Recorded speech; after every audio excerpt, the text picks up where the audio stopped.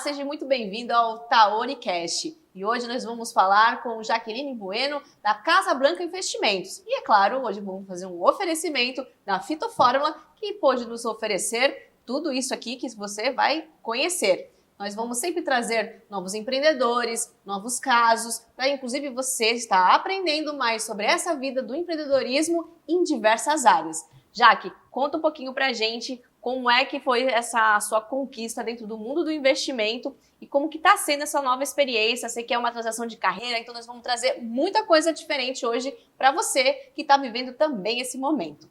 Então, Vi, eu comecei nesse mundo dos investimentos em 2019, quando eu comecei a fazer investimentos pessoais mesmo. Ainda não trabalhava na área, mas eu conheci esse mundo também por meio do meu irmão, que ele começou a investir e ele me começou a introduzir sobre isso. Achei muito legal todas as possibilidades que a gente tem para trabalhar dentro do mundo dos investimentos, fazer o dinheiro trabalhar para você, enquanto você faz outras coisas, né? Ergue o seu próprio negócio. E aí eu acabei começando a investir de uma forma pessoal. E depois, de uma forma mais profissional, por meio do meu sócio, ele já tinha um curso de investimentos e ele me introduziu a possibilidade de ser assessora de investimentos junto com ele. E a partir disso a gente começou a abrir essa empresa, a Casa Blanca Investimentos, que é hoje. Legal, então a Casa Blanca é uma empresa que assessora pessoas comuns. Não precisa ser milionário, posso ter lá meus R$50 por mês que vocês vão me ajudar a investir, é isso? Exatamente. Muitas pessoas têm esse conceito errado, equivocado, de que somente com muito patrimônio você consegue fazer investimentos. Mas na verdade é o contrário. Você pode ter investimentos a partir de 30, 40, 50 reais que você já consegue começar a investir. E quanto antes você começar a fazer os investimentos, a entrar nesse mundo, maior vai ser a sua rentabilidade. A gente fala que o tempo ele é o maior aliado nos investimentos. Então, por mais que você não tenha uma grande quantidade de patrimônio, você vai construir ele a partir da rentabilidade dos investimentos. Então me conta aqui, como é que funciona, assim, bem na prática, para quem está assistindo a gente, ter mais essa noção e a gente entender qual que é o primeiro passo. De repente, hoje eu vou começar a investir. O que eu preciso ter para começar a investir? O que eu preciso fazer? Preciso baixar um aplicativo no meu celular? Eu preciso me cadastrar em um lugar? Eu tenho que ligar no banco? Como é que eu começo a investir de fato? O primeiro passo é você buscar uma corretora de investimentos. No caso, a gente da Casa Blanca, a gente tem a parceria, né? A gente é vinculado a EQ Investimentos, que é a corretora junto com o banco BTG Pactual. Nesse caso, procurando a corretora, a gente permite a sua entrada, ajuda a sua entrada no mundo dos investimentos. Então, procurando a corretora, você baixa o aplicativo da EQI, no caso, junto com a Casa Blanca, e a partir do aplicativo você já consegue, de uma forma muito simples, verificar quais ativos que rolando ali a tela, tem inúmeras opções, clica lá nos investimentos e você já começa a comprar o seu primeiro investimento. E nisso entra a assessoria também. No caso, tem milhares de investimentos. E como que faz para escolher qual que é o melhor para você atingir os seus objetivos? Aí é aí que a gente entra. Dentre as milhares de opções, nós, assessores de investimentos, vai escolher qual que se identifica melhor com o seu caso para você conseguir atingir os seus objetivos. Vocês estão vendo? Já dá para começar a investir. E qual que seria o valor mínimo necessário para a gente começar a fazer um investimento? Olha, não existe um valor mínimo, porque tem ações de R$1, tem ações de 20, 30, R$1.000. Então, é realmente de acordo com a pessoa. Qual que é o valor mínimo que você tem para investir hoje? Que você consegue separar da sua renda mensal para fazer os investimentos? Então, quer dizer que com R$ 50, R$ 30, eu já consigo comprar uma ação lá na EQI, que isso já também vai estar começando a criar algum mínimo de patrimônio, é isso? Exatamente. Olha só que maravilha. Então, a desculpa que dá de você não investir, isso é só uma questão de falta de conhecimento e não saber o caminho, correto? E me diz uma coisa, quanto de você hoje já vive esse resultado? Você já sente diferença nesse processo de investimento? Você já viu a sua vida ser transformada nesse momento? Ou você ainda está passando por esse processo? Eu estou passando por esse processo. Como eu falei, desde 2019 que eu entrei nesse mundo dos investimentos. Então, por exemplo, hoje o que de retorno, assim, eu já consigo, com a rentabilidade dos meus investimentos, fazer todo esse reinvestimento, né? Então, o que a gente fala que é essencial para você ver o seu patrimônio crescer de forma exponencial, você tem que fazer sempre esse reinvestimento. Quanto mais investimento você faz, maior você vai ver a magia dos juros compostos que a gente fala. Entendi. E essa bagunça que está acontecendo no mundo, primeiro que veio o Covid, depois veio guerra, isso muda muito as ações, as nossas decisões em relação a isso? Ou esse mundo externo pouco influencia na tomada de decisão, isso é só uma questão emocional, a gente tem que ter meio um equilíbrio em cima disso. Como é que você olha esses eventos mundiais e as ações desse mundo? Como é que um mundo influencia o outro? A forma que o mundo influencia, diretamente influencia os seus investimentos também. Nesse caso, a gente sempre tem que pensar, por mais que os cenários econômicos estão em constante mudança, situações de crises financeiras sempre existiu e sempre vai existir. Em 29, com o crash da Bolsa, em 2008 com o mercado imobiliário, que repercutiu diretamente na Bolsa, agora em 2020 o Covid, junto com a crise financeira ainda, que está se alastrando principalmente nos Estados Unidos. Então sempre vai existir. E a gente sempre tem que pensar em investimentos de longo prazo. Tem uma pesquisa que foi feita de 93 até 2003, que eles verificaram as maiores gestoras de investimento e os investidores, o que faziam repercutir uma maior rentabilidade nos seus investimentos. E o que eles concluíram? Que 94% da rentabilidade da sua carteira é a diversificação dos seus investimentos em diversos setores, em diversos tipos de investimentos diferentes. Acredito que 4% é o timing do mercado, que está diretamente relacionado também a esse cenário macro, e somente 2% é o ativo que você vai investir. Por exemplo, X ação, Y investimentos. Então, você tem que verificar essa diversificação. E a diversificação é longo prazo. E o que isso está relacionado também ao macro, então, né? Porque se o tempo do mercado ele influencia tão pouco nos reinvestimentos que você for fazendo. Por exemplo, hoje, qual que é o cenário hoje da economia? O Brasil está se recuperando muito mais rápido da crise econômica que veio do Covid do que inúmeros outros países, por inúmeras questões. Mas, por exemplo, hoje com a taxa de juros que está alta e está caindo, o cenário, qual que é hoje para você fazer os reinvestimentos? É você entrar em determinadas ações, determinados investimentos que se beneficiam com a queda da taxa de juros. Entendi. Mas é para você olhar o cenário aqui. Mas também influencia muito o cenário que os Estados Unidos está hoje.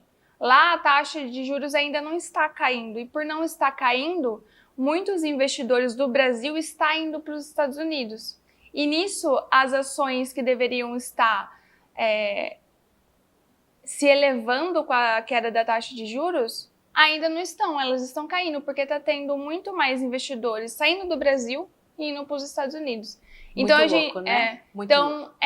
Inúmeros setores que influenciam isso, mas a gente sempre tem que estar de olho para olhar as oportunidades em termos gerais. Porque o que vai trazer uma rentabilidade mesmo para sua carteira a longo prazo é a diversificação. Você ter ativos que se beneficiam em todos os cenários do mercado. Porque enquanto um ativo vai estar ruim, o outro vai estar bom. E você vai sempre fazer esse balanceamento na sua carteira. Então a gente entende que uma ação que abaixa o valor é porque está na promoção ou é porque eu estou perdendo dinheiro? É porque está na promoção, ela está descontada, é oportunidade de compra. A gente sempre tenta trazer esse conhecimento para as pessoas. Em momentos de crise é que surgem as melhores oportunidades. E nesse caso, uma ação que ela está com preço baixo, você tem que analisar se ela está com preço baixo porque ela perdeu o fundamento, a empresa em si está em crise, ou se o cenário macroeconômico, a especulação, o medo das pessoas que deixam de ser racional está saindo, porque eles estão com medo mesmo de tudo que está acontecendo, ou se é a empresa que perdeu o valor. Se for cenário macro e especulação, as pessoas que estão saindo por causa do terror que está acontecendo, você permanece, você compra ainda mais a ação. Porque é um desconto que não visualiza o que a empresa está passando. Agora, se a empresa mesmo perdeu o fundamento, você vê por meio dos balanços que eles proporcionam no mercado, eles deixam, né, no mercado o balanço da empresa. Você faz essa análise, você faz a análise da gestora da empresa, como é que tá. Então, se ela perdeu o fundamento, aí é hora de vender ou não comprar, no caso. E no caso aí da Americanas, o que você diria? Devemos comprar ou devemos ficar de olho? O que você acha? Nesse caso, a gente fala que a empresa ela perdeu o fundamento mesmo. No caso, não é que o cenário macro, as pessoas estão saindo de ações porque elas estão com medo do racional do mercado, não. Nesse caso, a empresa mesmo perdeu o fundamento.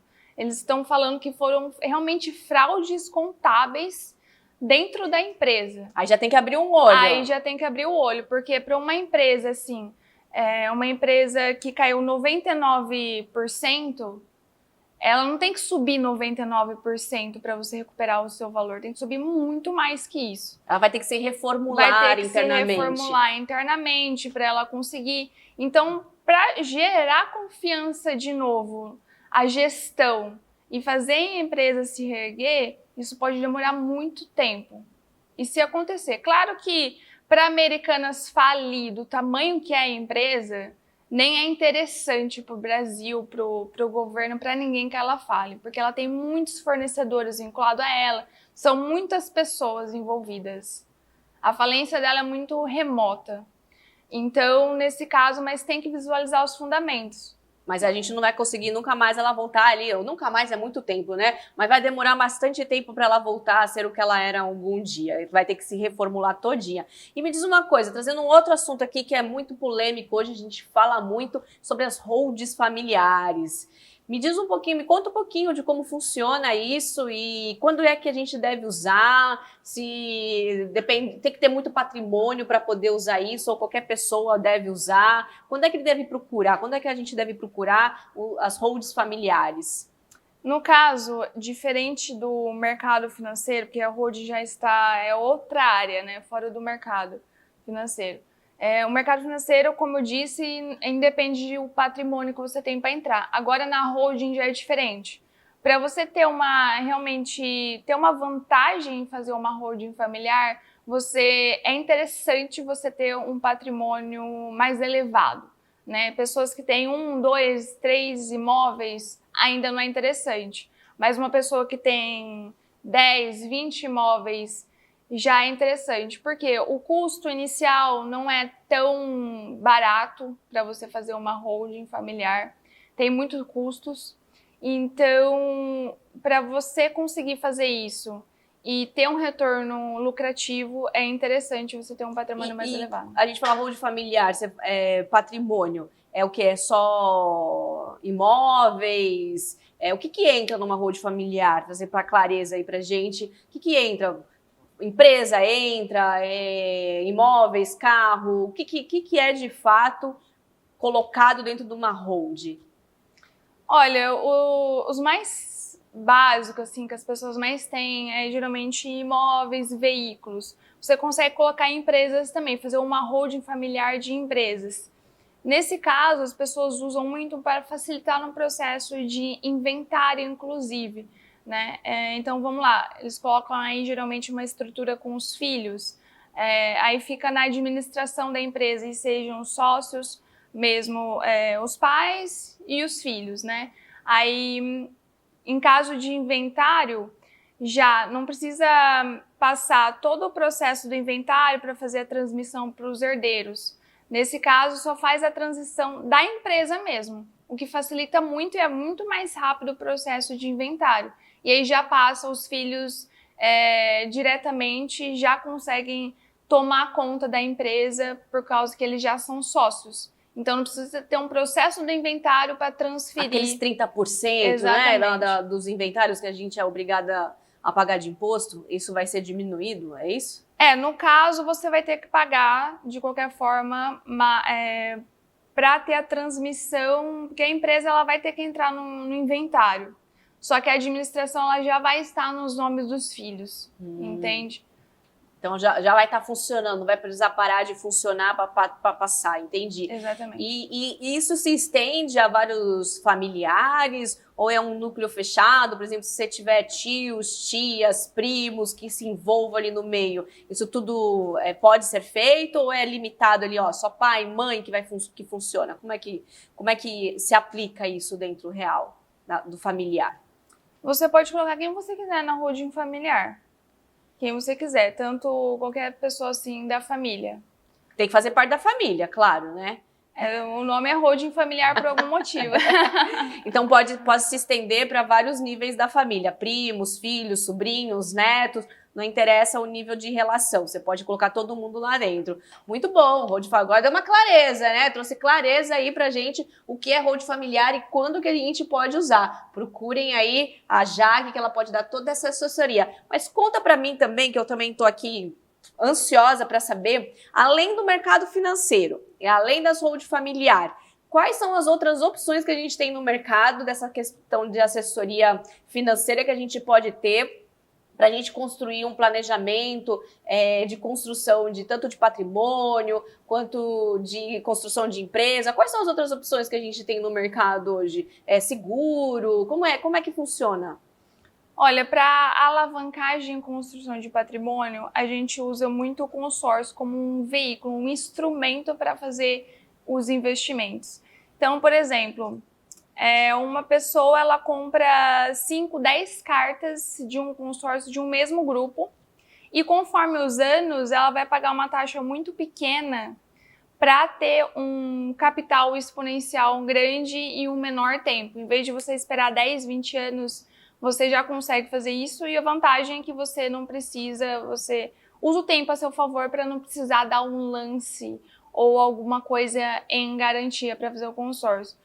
E isso diminui muito o seu tempo para você conseguir. Então, por exemplo, daqui 10, 15 anos, o que você não imaginava ter de imóveis, você já iria conseguir por meio de um consórcio. Além disso, um outro meio que a gente usa o consórcio para investimentos é você comprar uma carta de consórcio nesse mesmo esquema de 10 consórcios, 10 cartas de uma vez. E conforme você for sendo contemplado, você vai vendendo essas cartas contempladas. E a hora que você vende, você ganha um lucro, uma porcentagem em cima disso.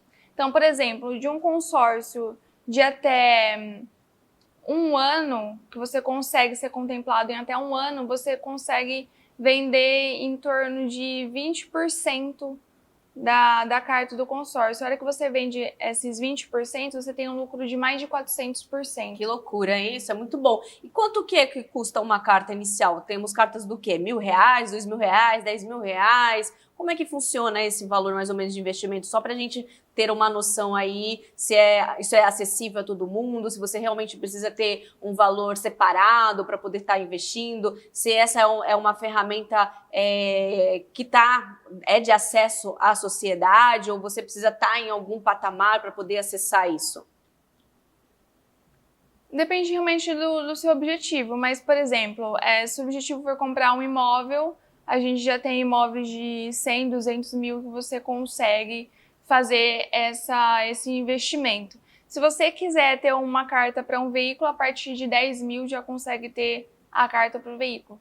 Ou esses investimentos para você vender a carta contemplada e ter um lucro, o interessante seria a partir mesmo uns 10, 20 mil reais, você já consegue fazer esse tipo de investimento. Então, se eu vou comprar uma carta de crédito de R$10.000, e aí eu vou... E quantas parcelas que geralmente faz? É 12 meses, 24 meses? Como é que funciona? Para veículo, geralmente é 48 meses.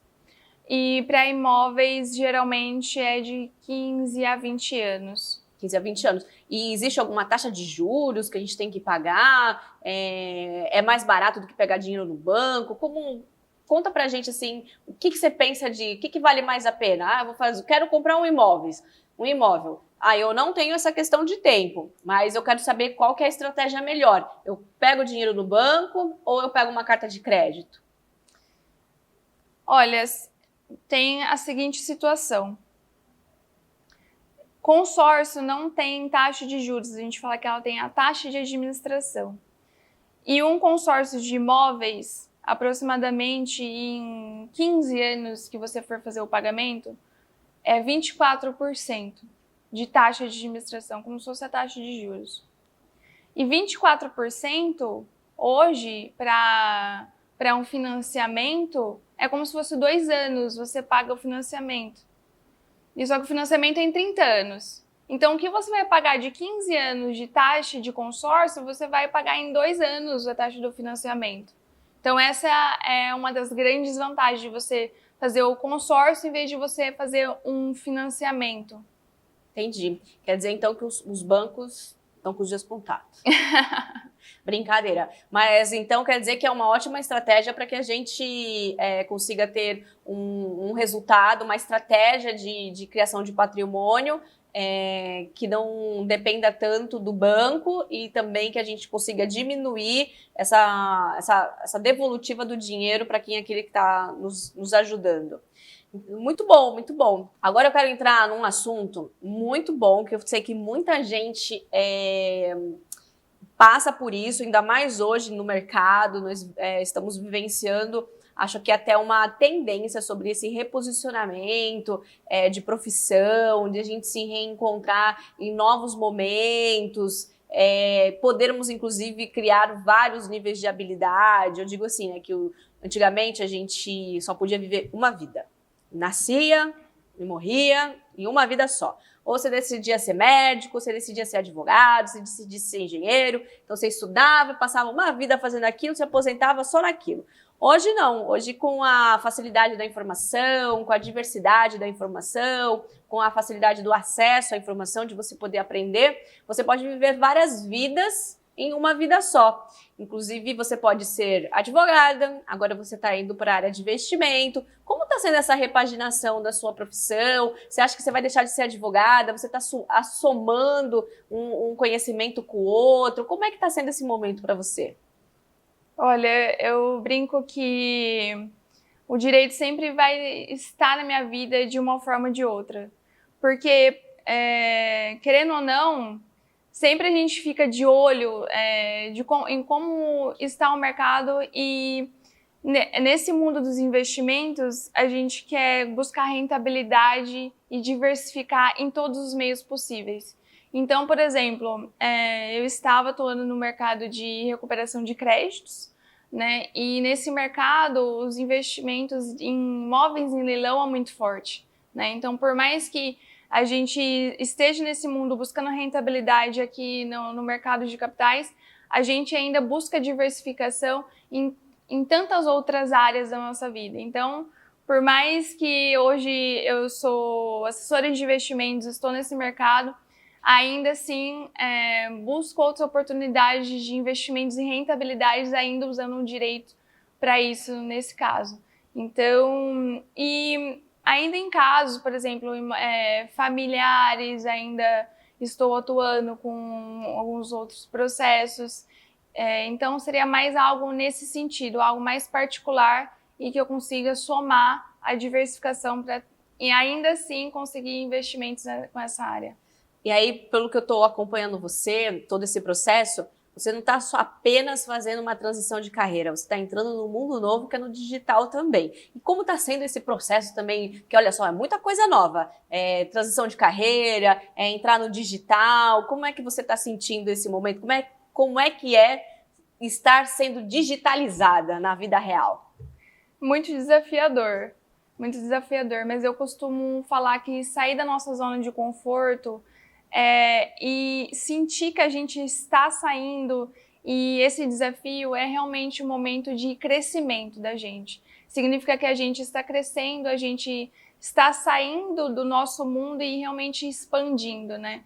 Então, está sendo algo muito bom, estou aprendendo muitas coisas novas e que realmente eu entendo que vai me proporcionar um crescimento muito grande e também trazer educação financeira assim, para as pessoas, trazer diferentes formas de fazer os investimentos, né? Então, como eu falei, além do mercado de capitais, do mercado financeiro, tem inúmeras outras oportunidades que a gente quer atuar junto com as pessoas para trazer mais diversificação do patrimônio e diminuir os riscos que ela poderia ter, né? Então, por exemplo, tem o mercado de capitais, tem o mercado de leilão de imóveis, tem o mercado de consórcio. Então, a gente gostaria de atuar em inúmeras áreas das pessoas para fazer o patrimônio dela crescer.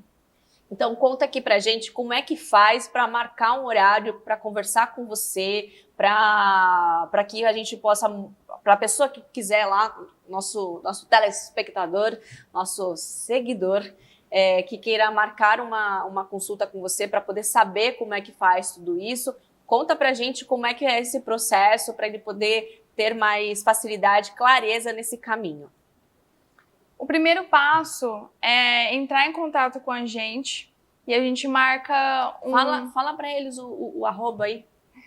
Entre em contato comigo no arroba Jaqueline_Canhedo e nesse caso a gente vai marcar uma conversa mesmo, um bate-papo para a gente se conhecer e eu conhecer realmente quais são os seus objetivos. A gente vai ter primeiro a primeira conversa. Nessa conversa, eu vou entender realmente a sua vida, o que você e a sua família está buscando, quais são os seus sonhos a curto, médio e longo prazo. E por que a gente sempre pergunta quais são os seus objetivos de curto, médio e longo prazo? Porque isso está diretamente ligado aos investimentos. Dependendo do tempo dos seus objetivos, é um tipo de investimento diferente. Aí, então, tem essa primeira conversa. Depois, a gente vai buscar a solução. Qual que é a melhor estratégia de investimentos para os seus objetivos de vida?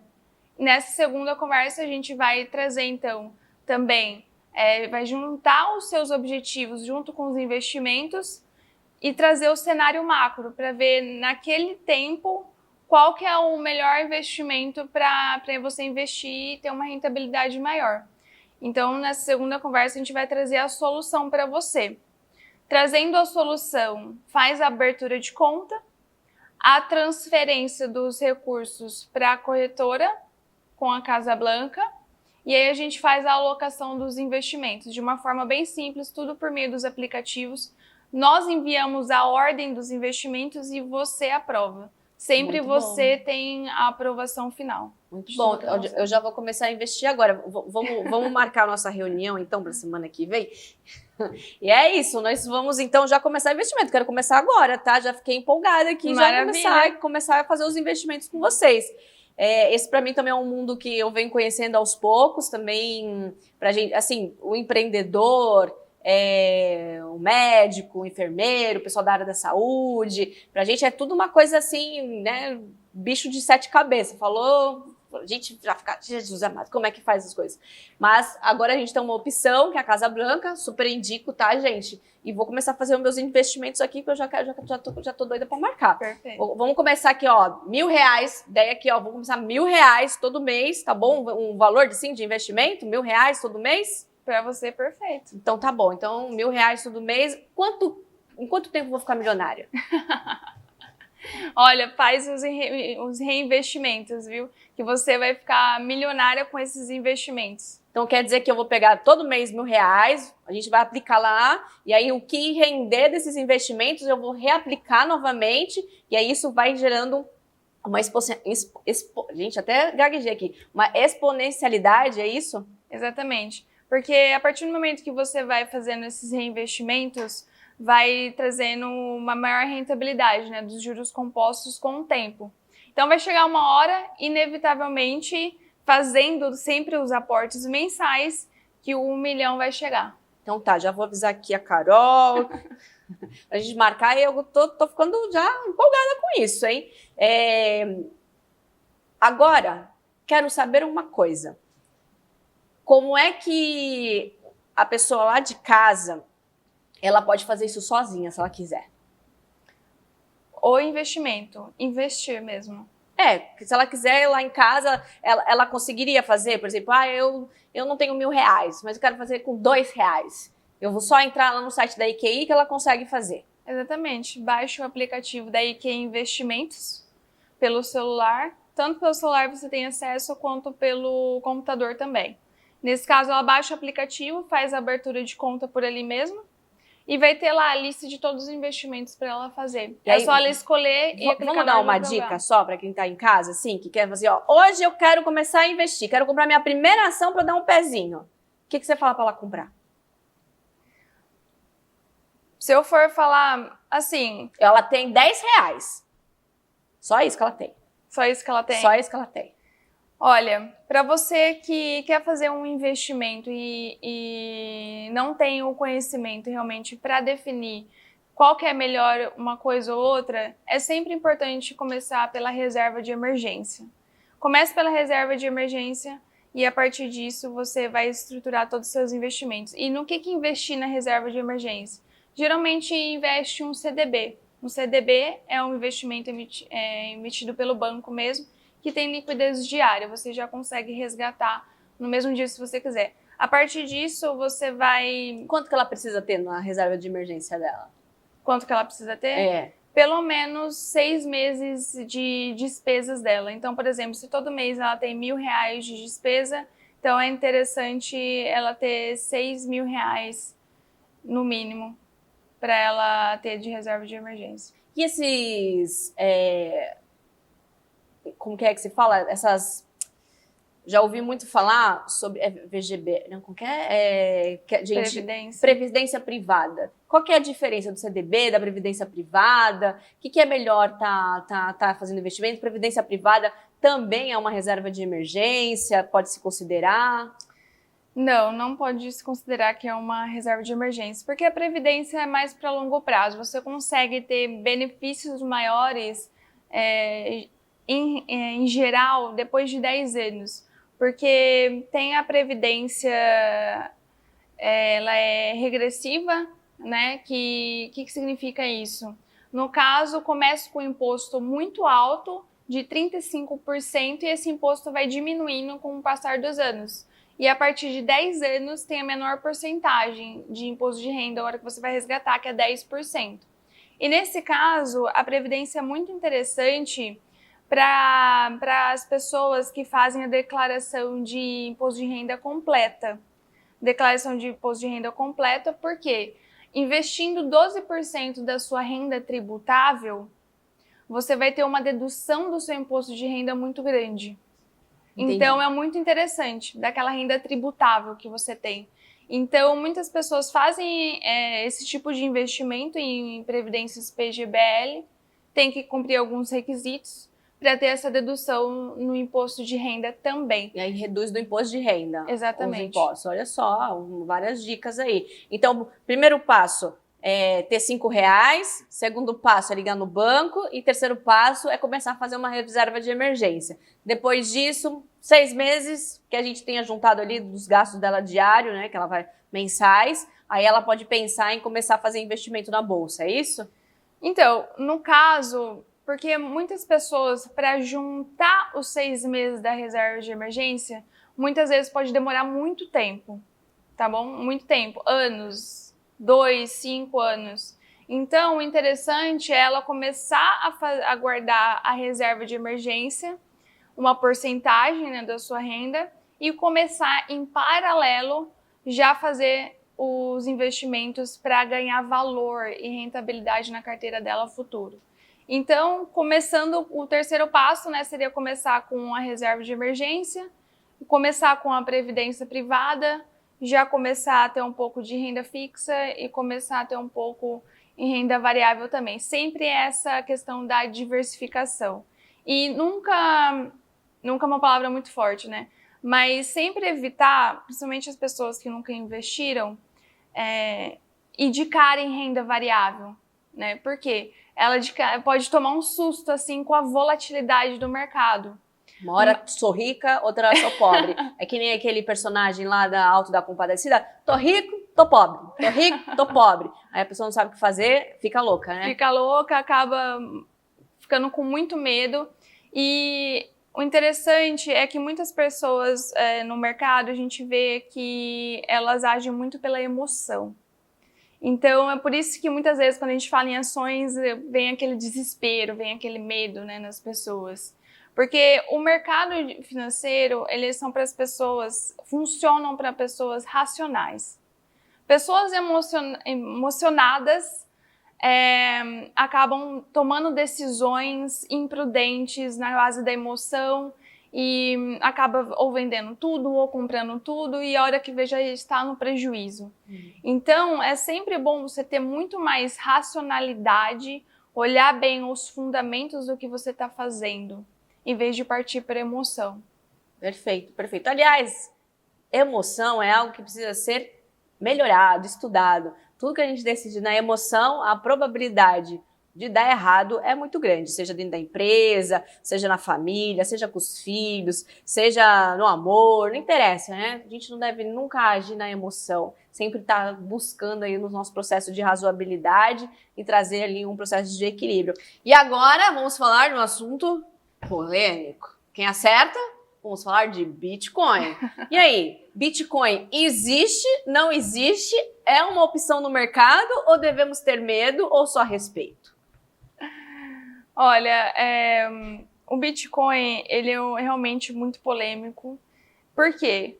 Tem pessoas que amam o Bitcoin, tem pessoas que odeiam o Bitcoin. Provavelmente quem perdeu tudo deve odiar, né? Mas o Bitcoin, ele é algo que existe, inclusive tem muitas empresas que já fazem transações comerciais em Bitcoin. Então, é algo que realmente pode ser muito mais utilizado, muito mais comum para o nosso futuro. Tem países também que, inclusive, estão adotando aí o Bitcoin como uma moeda mesmo, né? E não só entre as empresas particulares, mas já estando na vida do dia a dia das pessoas.